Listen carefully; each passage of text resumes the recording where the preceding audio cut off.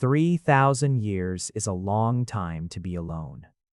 Most people don't understand that. They romanticize it. They imagine immortality as this golden, glittering thing, a gift. They picture me standing on mountain peaks, watching empires rise and crumble, collecting wisdom like rare coins, untouched by grief, unbothered, eternal. What they don't picture is the silence between heartbeats when everyone you loved is already ash. My name is Kalen. I have carried it through 30 centuries, through 100 languages, through wars that don't have names anymore because the civilizations that fought them are gone. I am an alpha, not in the borrowed human sense of the word, not the posturing, chest-puffing theater you see in young wolf packs, but in the old sense, the original. A being whose existence predates pack law, predates even the word wolf. Something older and stranger and considerably more tired. I have silver in my blood instead of moonlight. I stopped shifting centuries ago because the wolf inside me grew quiet, like a great fire settling into embers. Still warm, still present, but no longer raging. I live simply now. I have a house in the mountains, far from cities, where the pine trees are so tall they block out entire slices of sky. I have a library with more books than most small universities.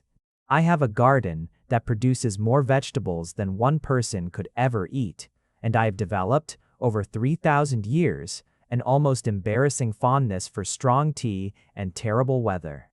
What I do not have, what I have never had in all this time, is a child. It is not a wound I examine often. I am careful with my grief. When you live as long as I have, you learn that certain kinds of longing will eat you alive if you let them. So I keep busy. I tend my garden. I read my books. I correspond with a handful of people, scholars mostly, who find my knowledge of ancient history useful and don't ask too many questions about why I seem to remember it firsthand.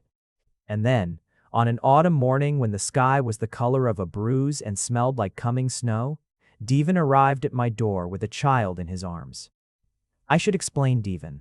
Devan is the kind of person who makes you understand why certain ancient cultures believed some humans were actually made of starlight and poured into bodies as an afterthought. He is unreasonably beautiful, which I mention not because beauty matters, but because with Devan it's almost impossible not to notice. Not because of his face or his form, though those are striking enough, but because of the way he moves. He moves like he is constantly surprised by the world. Like every ordinary thing, a window, a sparrow, the way steam rises from a cup, is slightly more interesting than he expected. He is a scholar.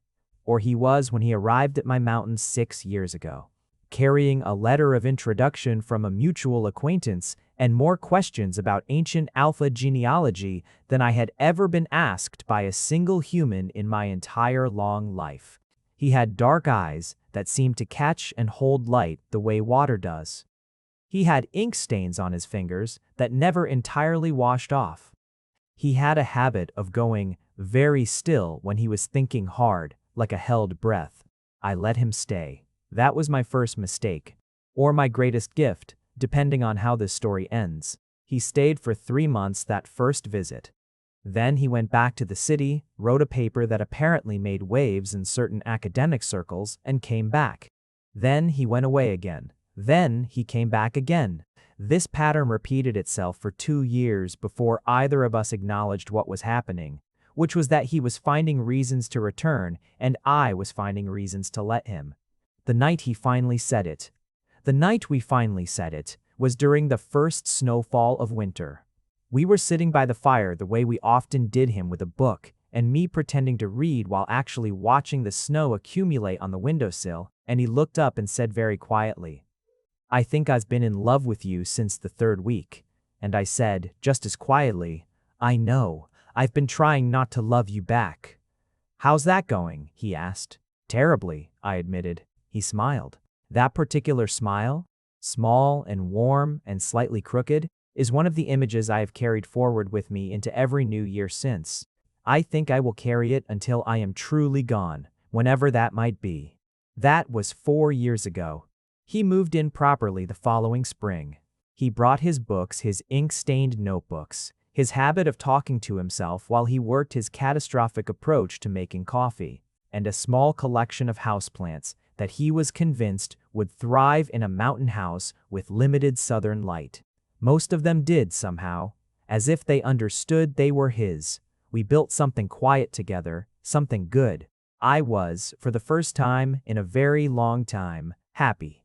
And then he arrived at my door on an autumn morning with a child in his arms. The child was small, maybe 2 years old, though I was already discovering I had no reliable sense of these things. Curly dark hair, enormous brown eyes, slightly red at the edges from recent crying, wearing a coat 2 sizes too large, and clutching a stuffed rabbit so tightly the seams along its ears were strained. Devon stood in the doorway with this child in his arms and looked at me with an expression I had never seen on him before. It was a complicated expression. It said, simultaneously, "I know this is unexpected, and I'm so sorry, and I need you, and please don't panic." I may have panicked slightly. "Come in," I said, because 3,000 years of social navigation at least gives you the capacity to say the right thing even when your brain is doing something unhelpful. He came in. He carried the child to the living room, sat on the sofa, and held on. The child didn't cry, just looked at me with those enormous eyes over Devon's shoulder, assessing. I sat across from them. I looked at the child. The child looked at me. "This is Mira," Devon said. His voice was careful and soft and slightly unsteady in a way that immediately told me this had been a very hard morning. "She's my cousin's daughter. She's. My cousin passed away 3 days ago. An accident. The father has been out of the picture for years. There's no one else." The silence that followed was the kind that has weight. "No one else," I repeated. "There are distant relatives, but none of them. It would mean the system, Kaylin, state care. I can't." He stopped, pressed his lips together, looked down at the child, who had laid her head against his chest now, tucking her chin down, still watching me from the corner of her eye. "I know this isn't. I know I should have called. I know this is a lot. I drove through the night and I should have called, but I didn't know what to say." What I felt in that moment was not simple. It was the opposite of simple. It was a sound like every door in a large house opening at once. "You should have called," I said. "Not because I would have said no. Because you were driving through the night after losing someone, and you shouldn't have been alone with that." He made a sound, then, small and fractured, and Mira, as if she felt it, pressed closer to him, tiny fingers curling in the fabric of his shirt. I looked at her. She looked at me. "Hello, Mira," I said. She didn't answer, but she didn't look away either. Here is what I knew about children prior to that morning. They are small. They require significant care. They pass through recognizable developmental stages. They have an instinctive ability to detect fear and uncertainty in adults, and they smell. To an alpha's senses, like something between new earth and first rain, something fundamental and old and incredibly vulnerable. Here is what I didn't know, almost everything else. I did not know how to respond when Mira woke at 2 in the morning screaming from a nightmare. And nothing I said or did made any difference because she was 2 years old and she had lost her mother 3 days ago, and words could not reach the place where that grief was living. I sat on the floor of the small bedroom we had hastily prepared. Devon's old study now stripped of books and furnished with a cot borrowed from the village below, and I simply sat there while she cried, and I felt more useless than I had felt in centuries. Devon came in eventually. He had been sleeping badly since arriving. The grief layered over, the shock layered over the sudden, overwhelming responsibility. He came in and sat beside me on the floor, and he didn't say anything either. He just reached over and took Mira from the cot, held her against his chest, and rocked slowly, back and forth, not saying anything, just present, just there. She quieted eventually, not because the grief stopped, but because his heartbeat was steady and she could feel it, and it reminded her that something in the world was still solid. After she fell back to sleep, we sat on the floor of the little room in the dark, and Devon leaned his head against my shoulder. "I don't know how to do this," he whispered. "Neither do I," I said. 3,000 years, and I have no idea." He laughed.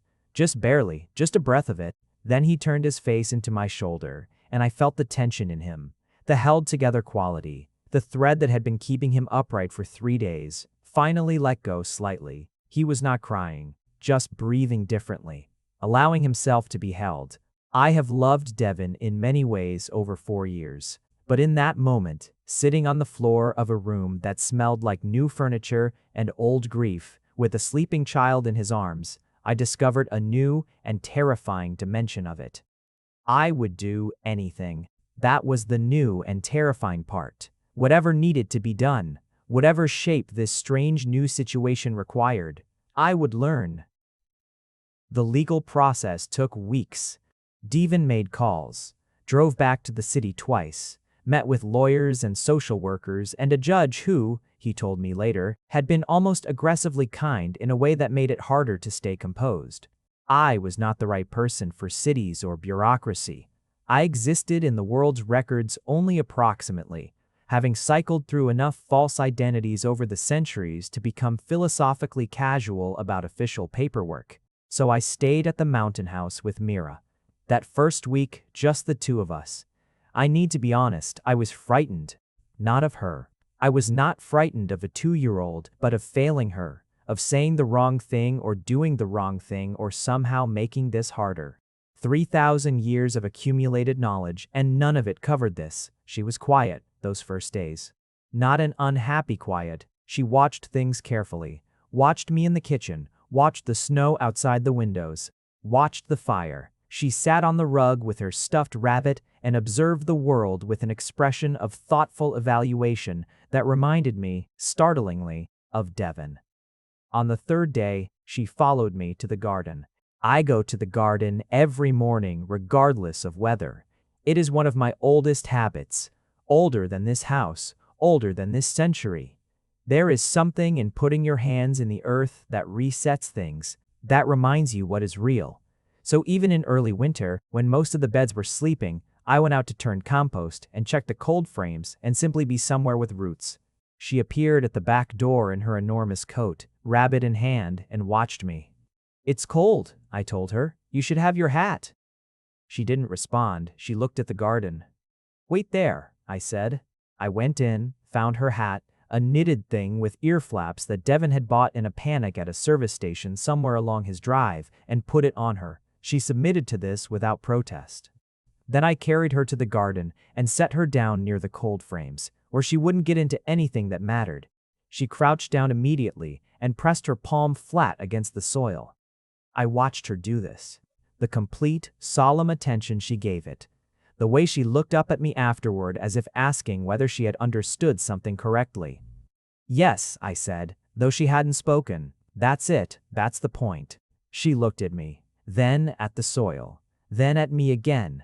And for the first time since she arrived, something in her face shifted very slightly towards something that was not grief. The nights were still hard. They were hard for weeks. She woke crying and I would go to her. Devon was there by the end of the second week, returned from his final city trip with a document signed and sealed and a look on his face like a man who had been through something he was still processing. But often, I got there first. And I learned, through practice rather than knowledge, that the thing she needed was not words, not explanations, not assurances that things would be fine, just presence. Just the steady animal fact of another being, nearby, awake, holding the line.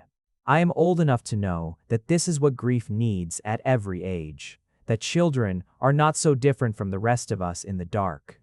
I sat on the floor of her small room and I kept watch, and after a while she would settle, and I would stay a little longer than necessary, listening to her breathe. One night, about a week in, I had settled on the floor and was doing the quiet waiting thing, and her small voice came from the cot, very soft. "What doing?" "Staying with you," I said. A pause. Then, "Why?" "Because you were scared, and it's okay to be scared. I'm here." Another pause, longer. "You old?" she asked. I blinked in the dark. "Yes, very old." "How old?" "Very, very old." Very, very old. Older than the mountains. She seemed to consider this. Then, "Mountains are old." "They are. I'm older." A longer silence. Then she said, in a completely different tone, Satisfied, decided, okay, and went to sleep. I sat on the floor for another 20 minutes after that, for no reason at all, just because I needed somewhere to put the feeling. Devon, it turned out, was slightly better at this than I was, which made sense. He was 31 years old and had grown up around cousins and siblings and the general noise and chaos of a large extended family, whereas I had spent the last several centuries living alone in the mountains with books. But we learned together, which I found I preferred. We learned that Mira required breakfast to include exactly one piece of toast with butter, cut diagonally, placed on a plate that was, and this was not negotiable, not the green plate. The green plate was unacceptable. We discovered this the hard way on day 5 and did not repeat the mistake. We learned that she had opinions about stories. Strong opinions. If you told a story incorrectly, if the rabbit in the story made the wrong decision, or the ending didn't satisfy her sense of narrative justice, she would simply tell you to try again, without any hostility. Just as a statement of fact. She would look at you with those dark eyes and say, no, again, with complete calm, and you would understand that you are not done. I found this delightful. I found all of it quietly, catastrophically delightful, which surprised me considerably. I am not a person who is easily surprised. 3,000 years does that, smooths out the capacity for astonishment. But Mira, who was 2 years and 4 months old and had opinions about triangular toast in narrative structure, was surprising me almost daily. Not in large ways, in small, accumulating ones, the way water gets into stone. She liked the garden. She would put on her enormous coat and demand to come outside with me regardless of the temperature, and she had taken to carrying a small trowel, bought by Devon on one of his errands, bright red, comically oversized for her hands, and, digging in the beds I designated as hers. She didn't plant anything particular, she just dug, with complete absorption, and occasionally relocated a worm with an expression of scientific interest and placed it gently somewhere else. Where's she sending them? Devon asked one morning from the doorway, warm coffee in both hands, watching her deliberate worm relocation project. I believe to a better neighborhood, I said. He handed me my coffee and stood beside me, and we watched her crouch over the soil in her enormous coat and her flat-eared hat, completely absorbed in her work. And I felt something move through me that was not a feeling I had a name for yet, something like, this, whatever this is, I want to keep it. The harder things happen too. I am not going to skip them, because they were part of it. There was a day about 3 weeks in when Mira had been cranky and overtired and resistive to everything, and Devon had been on a difficult phone call that ran long, and by the time dinner came around, everyone's nerves were frayed. I tried to give her the soup I had made, and she looked at it with an expression of profound contempt and knocked the bowl off the table. It didn't break, but soup went everywhere. In the silence that followed, she looked at me, and I looked at her. And then she burst into tears, not tantrum tears, not frustrated tears, but the raw, lost kind. The kind that didn't have anything to do with the soup. I sat down on the floor beside her immediately, because sitting at the same level felt important, and I said, I know, sweetheart. She climbed into my lap. Just like that. As if she had decided. She wrapped her small arms around my neck and cried properly, and I held her and felt the specific helplessness of not being able to fix what was broken, and thought about what it means to hold something you can't protect from everything. After a while, she stopped crying and just sat there, heavy with it, her face pressed into my shoulder. Mama, she said, very small. I know, I said again, because there was nothing else. Devon had come to the doorway during this. I didn't know how long he had been there. When I looked up at him, his face was doing several things at once, and he blinked quickly a few times and looked at the ceiling, which is what he does when he doesn't want to cry in front of someone. I held Mira until she fell asleep in my arms, which took about 4 minutes. Then I carried her to her room and laid her down carefully and stood beside the cot for a moment in the dark and felt the full, unguarded weight of how much I already loved this small person who had been in my life for less than a month. 3,000 years, and this was the weight I hadn't known I was missing. There is a conversation we had in the middle of the fourth week that I think about often. Not because it resolved anything, it didn't, but because it was one of those conversations that reorganizes things. That changes the shape of the interior landscape in a way you feel but can't quite see until later. It was late. Mira was asleep. We were in the kitchen, the two of us, because neither of us was ready to sleep yet and the kitchen was warm. Devon was making tea, properly this time, with actual attention, rather than his usual chaotic approximation. And I was sitting on the counter, which I do sometimes when I am feeling domestic and unconcerned with dignity. He said, without preamble, "Are you okay?" I considered this, not as a deflection but because he deserved a real answer. "I don't know what okays means quite right now," I said. "I think I'm something adjacent to it. Something that doesn't have a name." He nodded slowly, concentrating on the tea. "I keep thinking about permanence," he said. "About what we're doing, what we're agreeing to, not regretfully. I want to be clear about that. It's real, isn't it? This is a real thing now." "Yes." He looked up. "Does that?" He stopped, tried again. "You've been alone a very long time. I've never let myself ask you too directly about whether this." "I wanted this," I said, quietly but without any hesitation. "The life here? Us? All of it," I said. "The specific weight of this, including the things I don't know how to do yet." He was quiet for a moment. "Then, you're going to watch her grow up and it's going to take decades and then it will have been real," I said. "That's how it works. That's how it's always worked. The things that end are still the things that were." He turned away from the tea, looked at me properly. "That doesn't hurt you? The knowing it ends part?" I thought about this carefully, because Devon deserves careful answers, always, and because the question was a real one. "The hurt is part of the love," I said finally. "I stopped fearing the ending part a very long time ago. What I'm more afraid of is the not having loved at all part. That's the real loss." Something shifted in his face. That particular shift I've learned to recognize, where the thinking stops and the feeling takes over. He crossed the kitchen and stood in front of me, and I put my hands on either side of his face, and we looked at each other for a moment in the warm kitchen light, and then he said, "I don't know if I'm going to be good at this." "Neither do I," I said. "I have 3,000 years of evidence that I'm better at solitude, but I think that's exactly why this is important." He laughed, a small, watery, real laugh, and leaned his forehead against mine. "She chose you," he said. "That first night when she climbed into your lap, she chose you. She was tired and upset. She's too. They choose on instinct. She looked at you and decided you were safe." He pulled back slightly to look at me. "I trust her instincts more than most adults I know." I thought about her climbing into my lap, the absolute confidence of it, the way she had wrapped her arms around my neck as if she had decided something. It was frightening, I admitted. "I know." He brushed his thumb across my cheekbone. "You went still the way you do when something matters too much." Of course he knew. He has been watching me with the same careful attention I've been watching him these 4 years. We know each other's tells. "I've never had a child in my care," I said. "In 3,000 years. Not once." "I know. I've been thinking about why," I said. "And I think I was afraid of exactly this, of caring, of it mattering." He was quiet.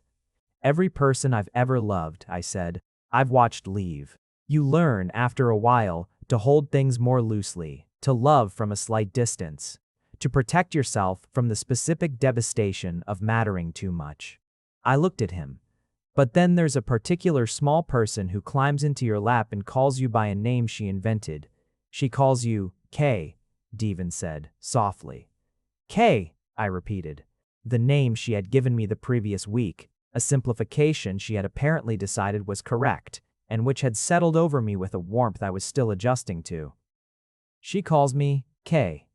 And I realized that all of the careful distance I've been maintaining for centuries is exactly backward. That the answer to outliving people you love is not to love less. It's to let it matter more. The kitchen was very quiet.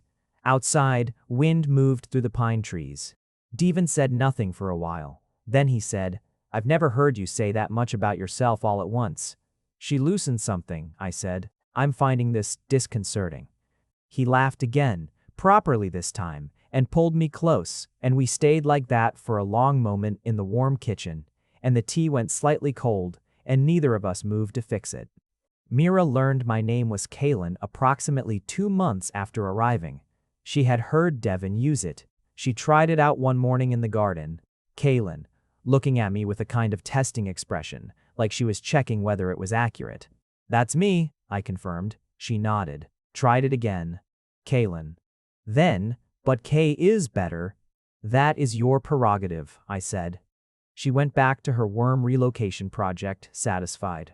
I went back to the cold frames, not satisfied exactly, but something that doesn't have a word. Something like claimed. Like being claimed by someone who has decided, on their own terms, who you are and what you're called. Devin, watching from the doorway, said nothing. But I could feel him smiling without looking. The question came in the spring. By spring, Mira had been with us for 6 months. The legal adoption was finalized. Devin's formally, though I existed in the background of it in ways that were complicated by my complicated existence in official records. We had found a rhythm, not a perfect one. Rhythms with a toddler are never perfect, but a real one that had texture and weight and predictability in the ways that mattered. She was talking more now. The words had come slowly and then all at once, the way it apparently happens, and she said things that stopped me in my tracks daily. She said, enormously, in the correct context at age 2.5, and I spent the rest of that day quietly amazed. She told Devin one morning that his pancakes tasted like sad circles, and he put this on a sticky note on his laptop, because of course he did. The question came on a spring morning when the snow was melting and the garden was waking up, and I was showing her how to thin seedlings, explaining that sometimes you have to take out the ones that are too close together so the others can grow stronger. And watching her face go through several stages of processing this information and deciding how she felt about it. She helped me thin the seedlings with extraordinary delicacy. Then she looked up. Kay? Yes? Are you my Dada? The world went very quiet, not in a frightening way. In the way it goes quiet when something important is happening. When the exact right thing is being said in the exact right moment. I sat back on my heels, looked at her.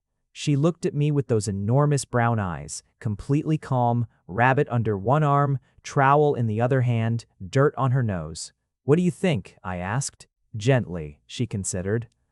I think yes, she said, because you're here. The thing that happened inside me then, I don't have a word for it. I have 30 centuries of language, and I don't have a word for it. It was like a lock opening, like a window being opened in a room that has been closed for a very long time. Like something immense and old and patient finally allowing itself to breathe. I'm here, I said. My voice was, I noted distantly, not quite steady. Yes, I'm here. She nodded. Satisfied. Put the trowel back in the soil. Okay. Help me with the seeds. I helped her with the seeds. My hands were steady. Hands that have held weapons and turned centuries of pages were perfectly steady. But something in my chest was doing something I hadn't felt in a very long time. Later, after she was napping and the afternoon was golden and slow, I sat in the kitchen and Devin found me there, and he knew. He knew from looking at me, from the exact quality of the stillness I was sitting in, that something had shifted.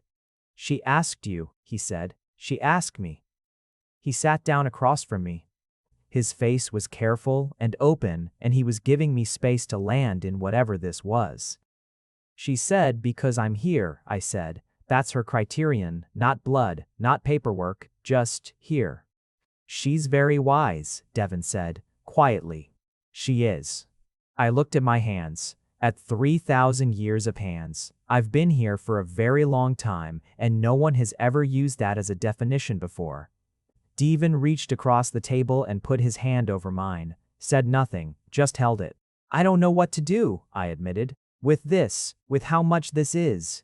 You don't have to do anything with it, he said. You just have to let it be there. That's what she said too. Not in so many words, but essentially. She's 2.5. She's very sensible for 2.5. He squeezed my hand. Yes, she is. We sat there for a while, the two of us in the spring afternoon, with the sound of the wind in the pines coming through the window, and somewhere in the house a small person sleeping with her rabbit. And I let it be there. All of it.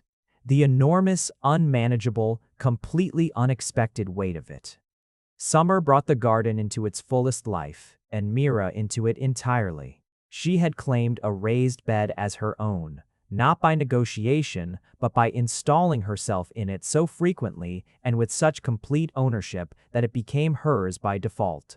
I planted it with things she could observe easily: sunflowers for height and drama, strawberries for immediate reward, marigolds, because she had chosen the seed packet herself from the village shop and carried it home with the gravity of someone transporting something precious. She watered things with tremendous enthusiasm and highly variable accuracy. I followed behind her sometimes, quietly redistributing excess water to plants that had received none, while she moved on to the next target with complete confidence. This seemed to me a reasonable division of labor. Devin took photographs, an enormous number of photographs. He said he was documenting her relationship with the garden for research purposes, which was transparently a lie he was making no effort to sustain. He was documenting everything. He had an entire folder on his laptop, I discovered, labeled with her name and the year, and inside it were hundreds of images: Mira with her trowel, Mira holding a strawberry with both hands, and absolute reverence. Mira asleep in the reading chair with the rabbit, Mira and me sitting in the garden at dusk. In a photograph, I didn't know he had taken her head, barely reaching my elbow. Both of us looking at something off to the left. I found this photograph late one evening when he had left his laptop open. I looked at it for a long time. In it, I look different than I expect to. I look present in a way I don't usually look in photographs. There is a looseness in my posture, something unclenched. In 3,000 years, I have been in photographs, paintings before that, and I always look watchful, careful, behind glass. In this one, I look like someone who is actually there. I closed the laptop, sat for a while with that. Then I went to find Devin, who was in the library annotating something, and I stood in the doorway until he looked up. "What?" he asked. "Gentle? Alert?" "Nothing," I said. "I just wanted to see you." He looked at me for a moment with those dark eyes that catch light like water. "Come here," he said. I crossed the room and sat beside him, and he put his arm around me, and I leaned into him, and we stayed like that while the summer evening went on outside his free hand, continuing to turn pages slowly. Mine, still, both of us breathing the same air. In 3,000 years, I had never understood sitting still with someone as a form of trust. I understand it now. To be still with someone, to have no purpose in the moment except proximity, is one of the most profound things two beings can offer each other. It says, you don't have to perform for me. You can just be. I will be here too. He had taught me this over 4 years. Mira was teaching me the same thing in a different register. Both of them teaching me in their own ways how to be in a room without armor on. She started asking about me in the way that children ask about things, circling back to the same questions over weeks, testing whether the answers remain consistent, building a picture. K. How old are you? Very old. Very old. Older than the mountains. But how old in numbers? More numbers than you have words for yet. This seemed satisfactory. She went back to her task, returned to it the next day. K. Were you little once? A long time ago, yes. Where's your mama? She is gone. It was a very long time ago. A pause. Then, with the specific directness that children have, the kind that makes adults flinch, did you miss her? Yes, for a very long time. She absorbed this. Then, I miss my mama. I know. She put down her trowel, looked at me. Does the missing stop? This is the question, the one with no gentle answer. I thought about it, really thought, not the instant reflexive comfort answer, and said, it changes. It becomes something you carry differently. It gets lighter, not because you love them less, but because you get stronger. And one day, you realize you can hold it and do other things at the same time. She looked at me for a long time with her enormous eyes. Like carrying the rabbit, she finally said. I blinked. I carry the rabbit all the time, she explained. But I can also dig, or eat, or run. The rabbit just comes. Yes, I said. My voice did the thing it does sometimes, the unsteadiness that I don't control. Exactly like that. She nodded, picked up her trowel, went back to digging. I sat in the summer sun in the garden that we had made together and thought about the grief I have carried for 3,000 years, the accumulated weight of everyone and everything, and about the rabbit, about how you can hold something and still do other things, about how you get stronger and the carrying becomes just part of how you move through the world. A 2-year-old explained it to me more clearly than 3,000 years had. Devon raised it properly for the first time on a night in late summer. We had been skating around it in the careful way we sometimes avoid things that matter. Not because we are cowards, but because we both know. Some conversations change the landscape. And you want to be ready before you change things. We were outside.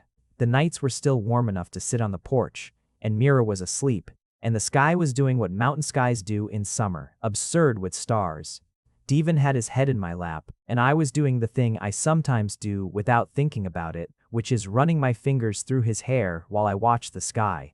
He said, I'm going to get older. Yes, and you won't. Not in ways that are visible, no. A pause. The stars continued their indifference. Mira will get older, he said. I'll age with her. You'll watch both of us. Yes. He was quiet for a moment. Not sad, exactly. Something more like honest, trying to see things clearly. Does that? He started. It's what it is, I said, not dismissively, carefully. I have been watching people age and leave for a very long time.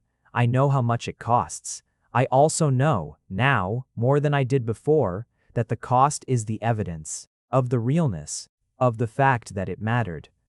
That's very philosophical, he said dryly. I am 3,000 years old. I have had time to work out the philosophy. He laughed, quietly. Then, are you afraid? Of losing you? Of watching her grow up and leave, eventually? Of watching me? I am more afraid of not having done it, I said, than of the leaving part. He was quiet. I spent a very long time not doing things because they would end, I said. Not loving at full weight because it would be taken. There's a kind of cowardice in that. An understandable one. I'm not being hard on myself, but still, I think what's left of my long life should be the opposite of that. Everything at full weight. Eyes open to the ending. He turned his head to look up at me. The starlight caught his face and I thought, this too, this face. I will remember this face in the quiet of whatever comes next, the way I remember all the ones I have loved. I love you, he said, simply. I know, I said. And then, because he gives me the truth and I owe him the same, I love you in a way that is going to stay with me for the rest of my long life.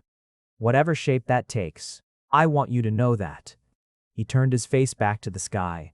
I felt him exhale, long and slow and settling. Okay, he said, quietly. Okay, I agreed. We stayed outside until the chill came down off the mountain, and then we went in. And I checked on Mira. She was sleeping on her side with the rabbit tucked under her chin and her face utterly at rest. And then we went to our room, and that night, Devon fell asleep first. His back against my chest, his breathing slow, and I lay awake in the dark for a while and thought about the strange and specific mercy of having something to lose. It is not a small thing. It is the most important thing, to have something you would grieve. After 3,000 years of slowly, carefully thinning out the things I allowed myself to have, so that the grief would be manageable, so that the loss would not undo me. I was finally, completely undone, and it felt like relief. By the time Mira was 3, she was saying things that stopped guests mid-sentence.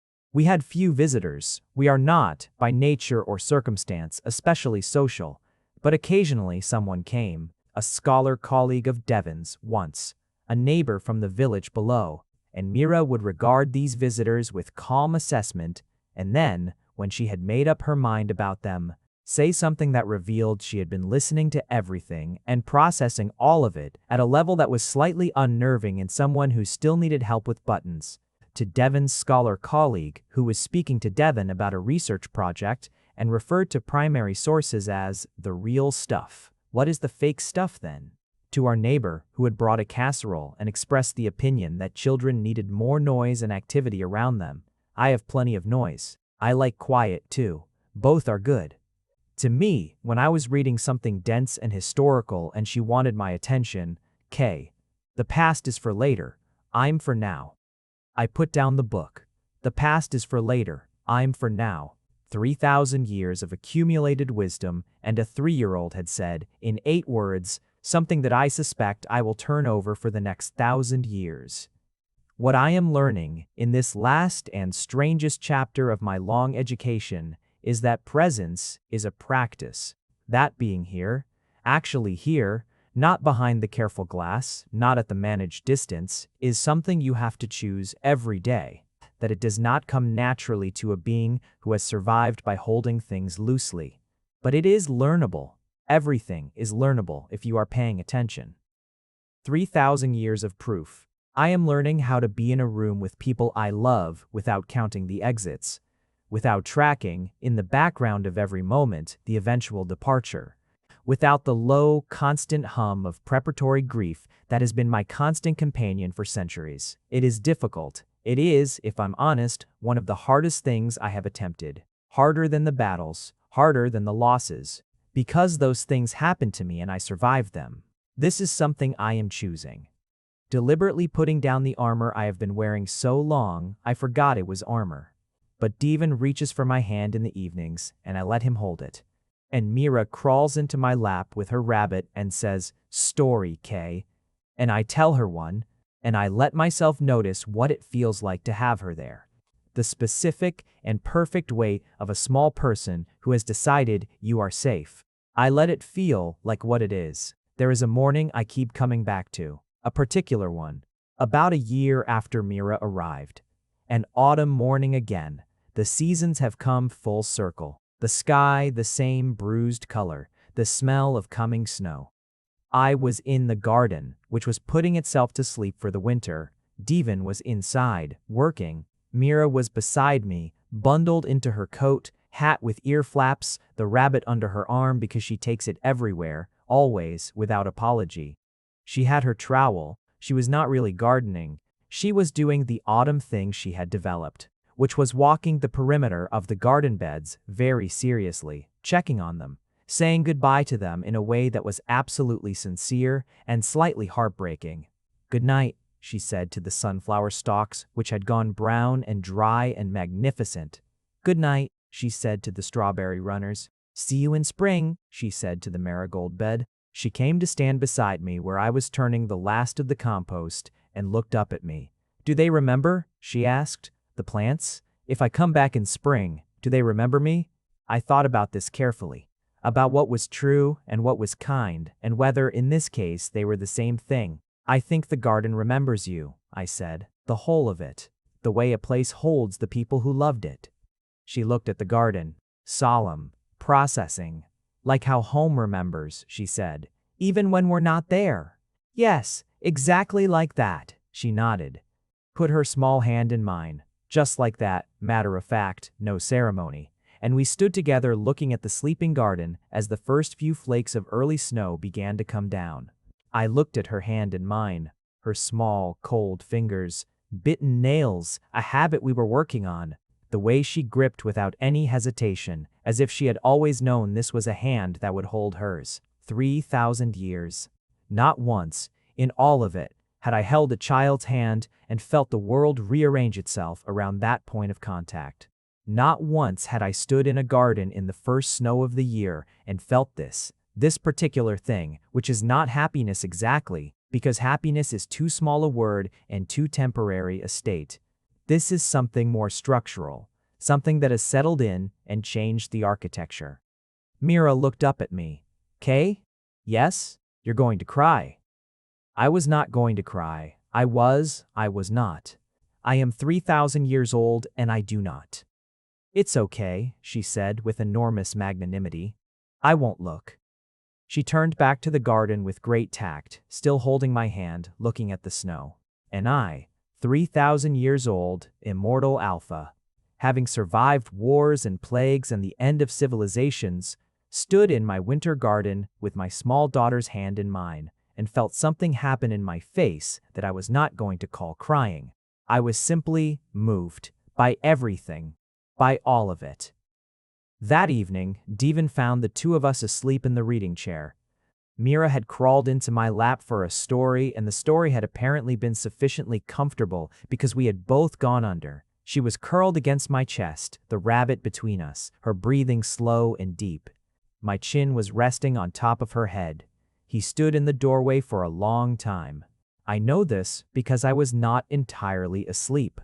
Alphas rarely are entirely. But I was sufficiently still that he didn't realize, and I was not going to interrupt. I heard him, very quietly, say something to himself. Not to me, not to Mira, just into the room, he said. There you are. I didn't ask what he meant. I knew what he meant. He meant me. He meant the version of me that was here, fully here, without the glass between us, the one that had been somewhere inside all the centuries, waiting.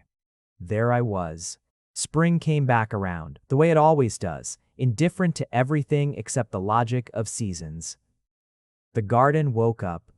Mira, who was now 3.5 and had developed opinions about literally everything, immediately resumed her program of worm relocation with renewed intensity.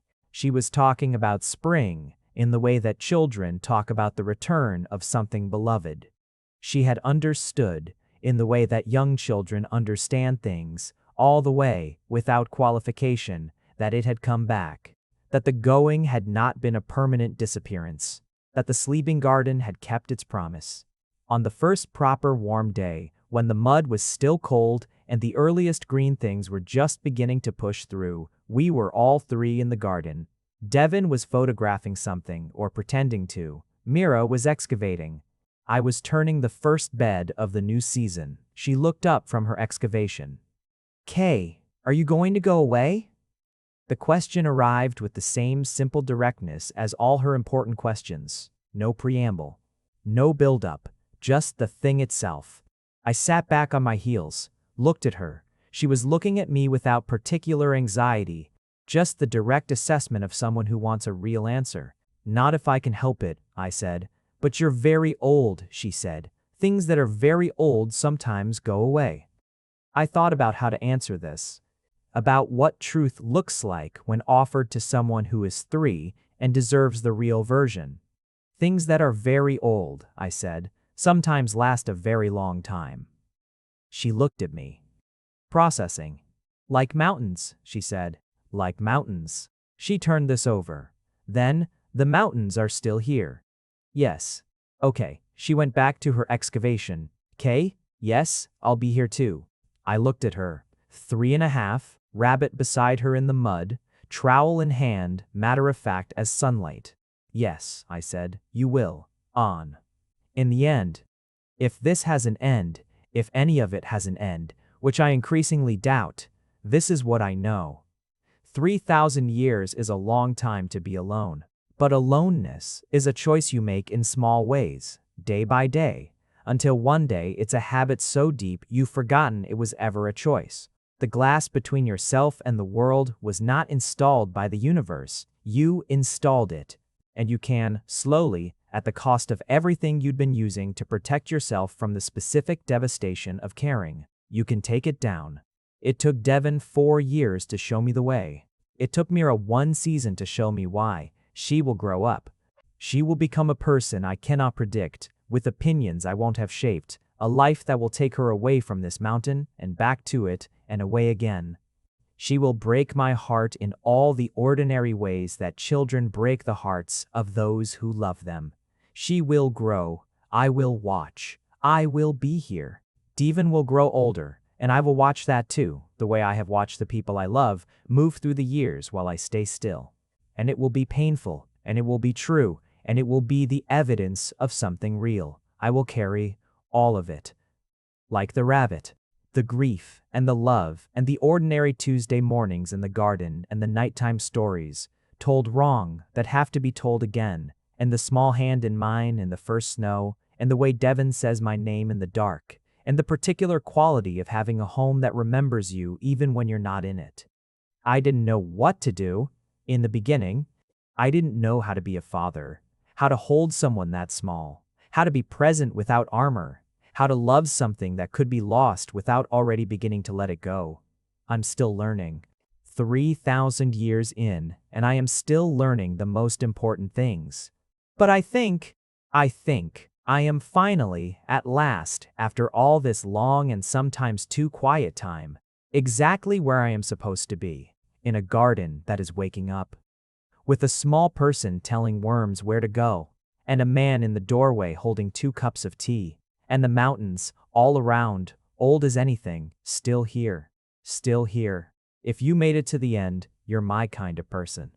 Leave a subscribe, comment down your favorite part of the story, and if you want early access to videos, exclusive content, or just want to support the channel, hit that join button right below the video. Even one member genuinely means the world to me. See you in the next one.